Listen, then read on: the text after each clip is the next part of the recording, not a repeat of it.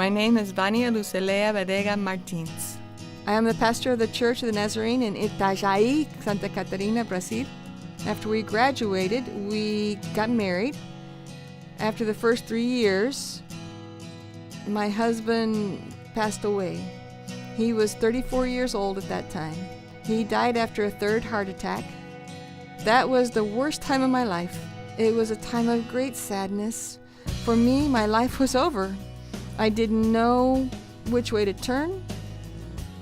After this time of more or less 1 year, 8 months, I was invited to come pastor the church here in Itajaí, where I am today. It was strange because I didn't think that I would ever serve again. I was suffering, I was very hurt, and I needed treatment.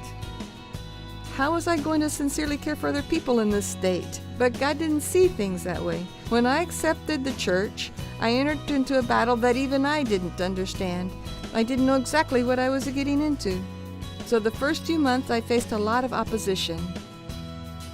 I was awakened in the wee hours of the morning by people beating on my windows. And I ran risks for my own life, risk for my safety. So I ran into problems here that I didn't even imagine that I would face. But when I came here to pastor, God told me that He was preparing a husband for me. And then it was here that Nelson proposed to me because he was very much in love with me.